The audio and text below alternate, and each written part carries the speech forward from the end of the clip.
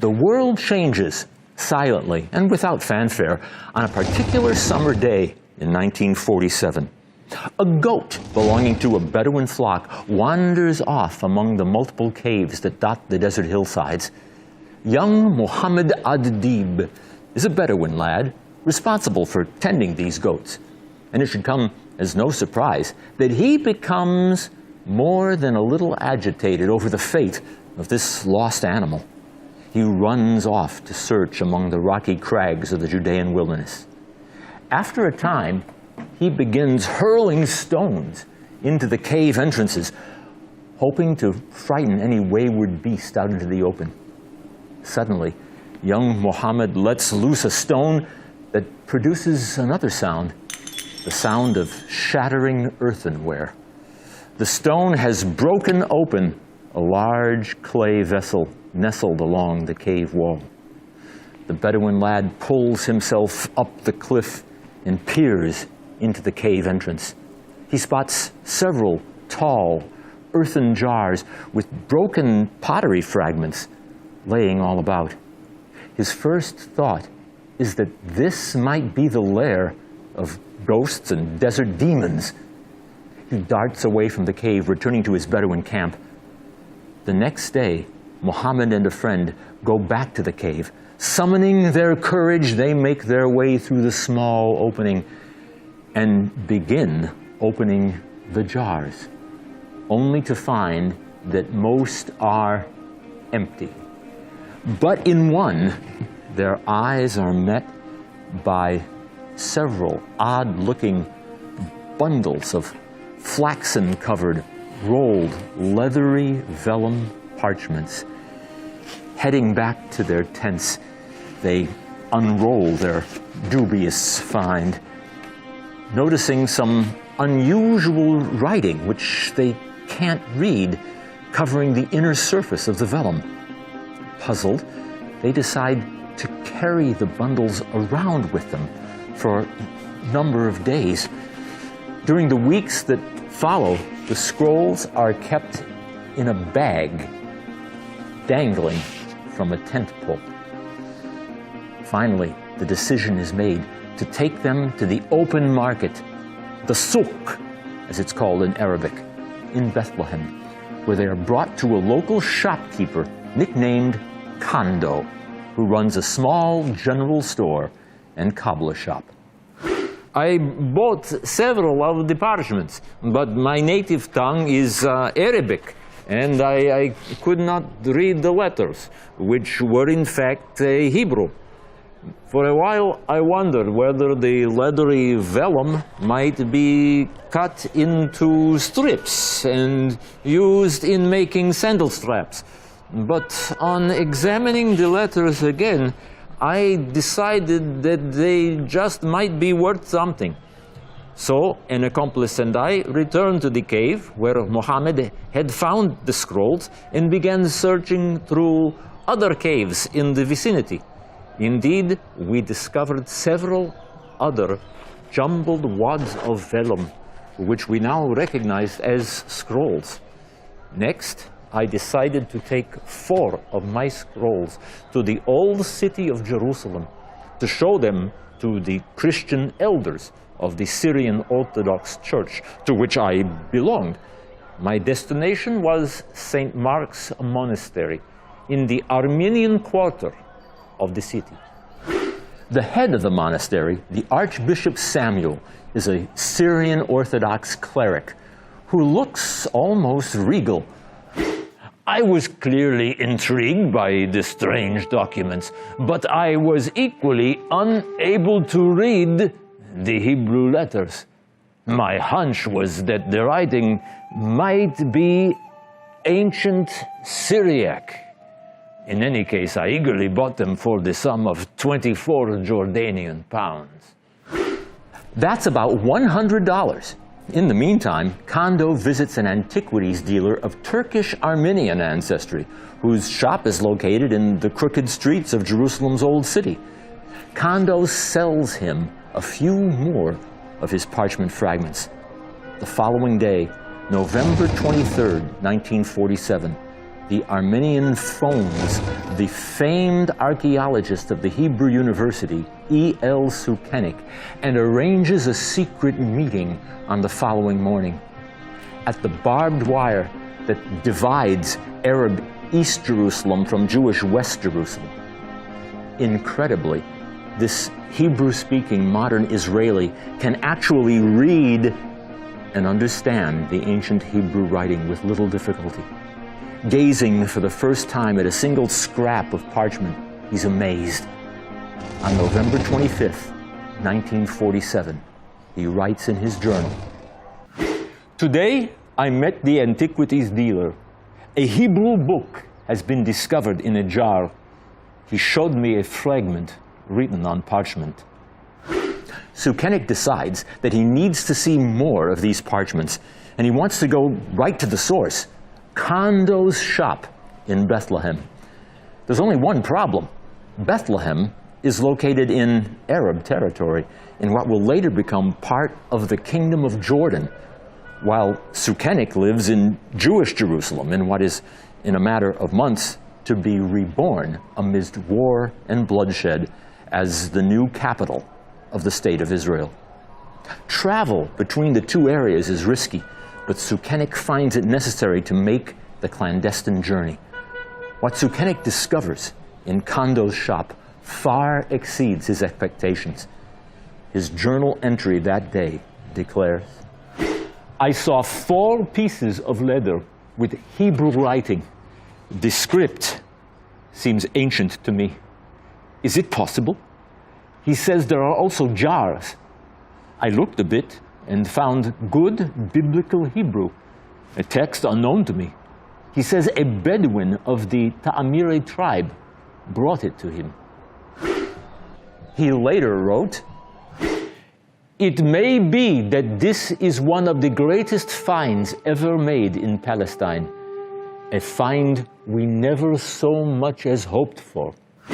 Kando relinquishes 3 of his scrolls that he hasn't sold to the Archbishop Samuel to Professor Sukenik, who quickly becomes aware of the astonishing documents. He has acquired a partial text of the book of Isaiah, written by the hand of a Jewish scribe 2 centuries before the Common Era. Secondly, a collection of non-biblical psalms, which look like biblical psalms, but which had never been seen by modern eyes until 1947. And a strange document describing an apocalyptic battle, the so-called War Scroll. Sukenik writes, "My hands shook as I started to unwrap one of them. I read a few sentences. It was written in beautiful biblical Hebrew. The language was like that of the Psalms, but the text was unknown to me. I looked and looked, and I suddenly had the feeling that I was privileged by destiny to gaze upon a Hebrew scroll which had not been read for more than 2,000 years." An incredible footnote of history is the fact that On that very evening, November 29th, 1947, the United Nations is voting for the creation of the State of Israel. Sukenik's journal entry reads, "While I was examining these precious documents in my study, the late news on the radio announced that the United Nations would be voting on the resolution that night whether or not Israel would be allowed to become a nation. My youngest son, Mati, was in the next room twiddling radio knobs in an effort to get New York. It was past midnight when the voting was announced. I was so engrossed in a particularly absorbing passage in one of the scrolls when my son rushed in with the shout that the vote on the Jewish state had passed. This great event in Jewish history was thus combined in my home in Jerusalem with another event, no less historic, the one political, the other cultural." Nevertheless, Kondo doesn't relinquish all the scrolls in his possession. There are several large scroll fragments he is unwilling to part with. Yet he fears that he will be held responsible for removing antiquities from a historical site, a crime punishable under both Jordanian and Israeli law. For his own protection, he decides to bury these large parchment fragments in his own garden. But when he later digs up the spot to retrieve them, he finds instead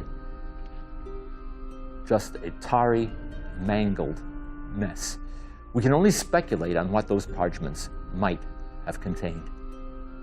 Back in Jerusalem at the end of January 1948, the Archbishop Samuel has his personal emissary write a letter to, of all people, E.L. Sukenik, asking his judgment on some old parchments and making a fictitious offer to sell them. They arrange to meet in the Arab sector of Jerusalem, which is still divided by political turmoil. Sukenik uses the occasion to borrow 4 mysterious documents, which he now takes home to examine. These parchments, it seems, are even more valuable than his other 3. Identifies their contents. Another scroll of the book of Isaiah, some 24 feet in length and virtually entire and complete, containing all 66 chapters.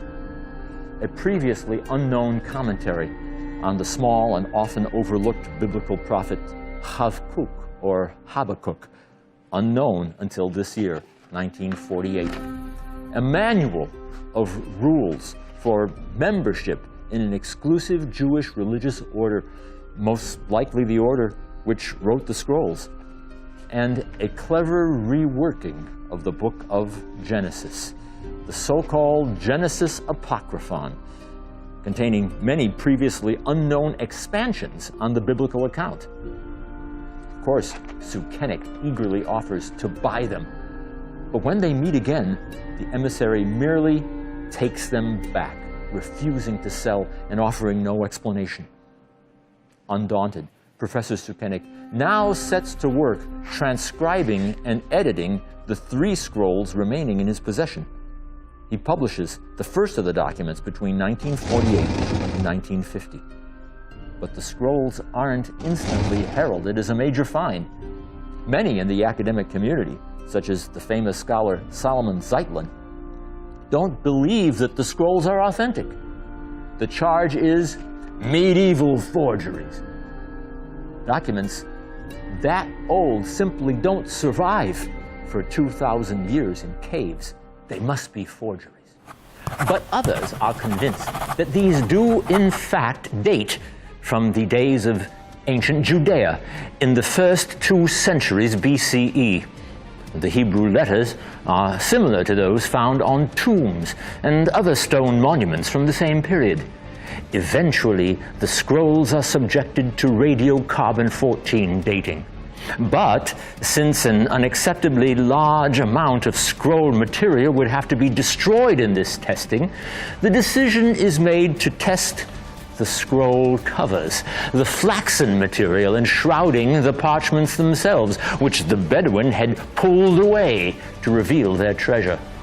The tests are conducted by a scholar from the University of Chicago, who establishes that the material is fully 2 millennia old. The date arrived at for the flax is 33 of the Common Era, plus or minus 200 years. In other words, the scroll covers may date from as early as 168 BCE and no later than 233 CE. Of course, the scrolls themselves might be even older than the flaxen covers meant to protect them. And with the compelling evidence of handwriting analysis, most scholars have come to favor the earlier part of this time frame as the likely period of composition, the 2nd century BCE. But in the meantime, the Archbishop has other plans for his treasures. Samuel now brings his 4 scrolls to the United States amidst great fanfare and a special ceremony in the Library of Congress. Rumor has it that he hopes to sell them for a reported sum of at least $1 million. Samuel's asking price is well beyond the reach of even the most serious investors. 5 years of frustration follow, and Samuel finally decides to run a blind ad in the June 1st, 1954 Wall Street Journal. It reads, "Miscellaneous for sale, the 4 Dead Sea Scrolls, biblical manuscripts dating back to at least 200 BC are for sale, and this would be an ideal gift to an educational or religious institution by an individual or group. Box F 206, The Wall Street Journal."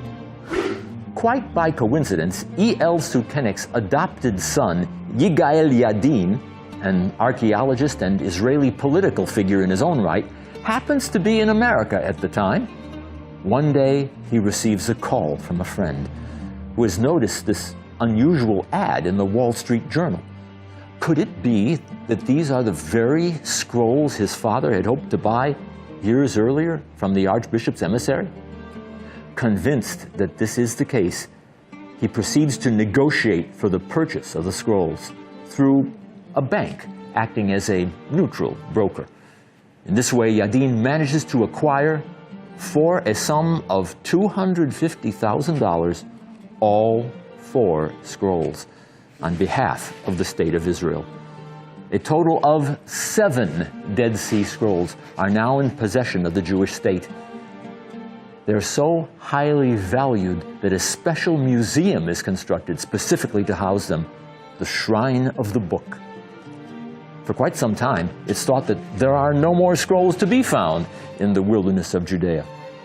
But with the discovery by the Bedouin of additional manuscript finds, there begins a virtual race to scour each and every cave up and down the shores of the Dead Sea.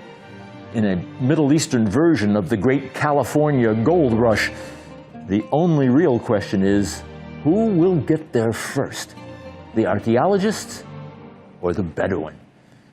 In 1949, the archaeologists make their own concerted effort, an expedition organized by Father Roland Deveau and Gerald Harding of the Jordanian Department of Antiquities. There are also expeditions from the prestigious École Biblique, the Palestinian Archaeological Museum, and the American School of Oriental Research. The caves are numbered according to the chronology of their discovery. In Cave 3, a most curious artifact is found, unlike all the others, which have been written on dried animal skins. This item consists of 2 broken rolls of pure copper, so oxidized that the archaeologists are unable to open it. Unlike the other scrolls of parchment or animal hide, this broken scroll was literally pounded into sheets of copper. and it oxidized over the centuries. It had gone brittle. It cannot be opened. It has to be sawn into little arcs, which are laid one next to another. Some of the letters are inadvertently sawn through, but it couldn't be helped. When it's all laid out in the open, the scholars proceed to transcribe and translate it. It turns out to be an inventory of buried treasure, more than 200 tons of gold, silver, and perhaps consecrated items from the sacred temple, along with precise locations as to where this treasure was buried in the city of Jerusalem and the wilderness of Judea.